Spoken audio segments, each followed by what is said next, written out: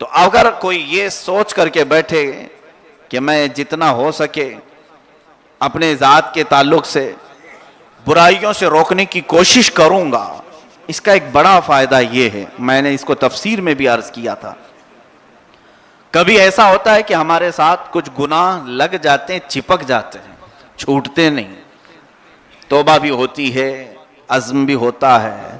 اس کے لیے بزرگان دین نے فرمایا کہ اگر کچھ ایسے معاملات تمہارے ساتھ لگ گئے ہوں، گناہ چھوڑنا چاہتے ہو، تو ایک کام کرنا، لوگوں کو اس گناہ سے بچانے کی کوشش کرتے رہ جاؤ، اللہ تمہیں خود اس گناہ سے پاک کرے گا۔ تم کھڑے ہو جاؤ کہ میرے ساتھ یہ چیز آ گئی ہے۔ یہ اور بات ہے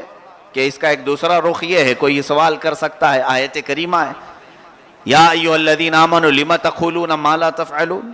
اے ایمان والو ایسے بات کا حکم کیوں دیتے ہو جو تم خود نہیں کرتے؟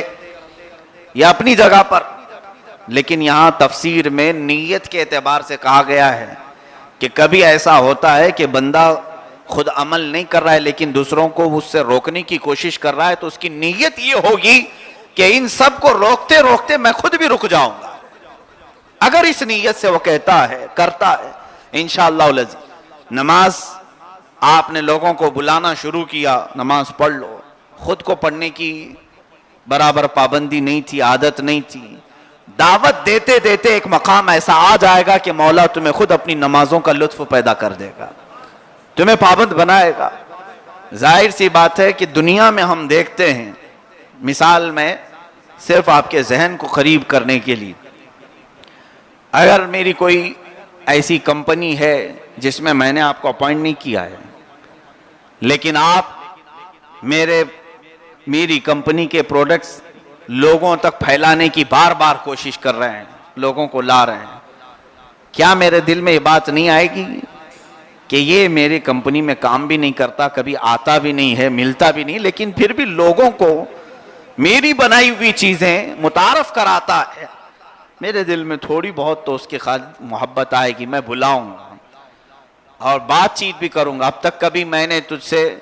اپنی کمپنی میں کام نہیں لیا، کوئی ملاقات نہیں کی، پھر بھی تو لوگوں کو میری تعریف کرتا ہے، اس بات کی خوشی میں تجھے کچھ انعام دینا چاہتا ہوں۔ دنیا کا دستور ہے، دنیا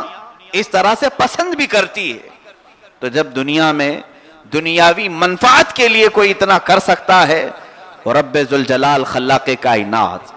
اگر اس کے قریب کرنے کے لیے بندوں کو کوئی دعوت دیتا ہے اور برائیوں سے روکتا ہے، تو رب تبارک و تعالی انعام کی خاطر اسے اپنی عبادتوں کا پابند بنا دے گا،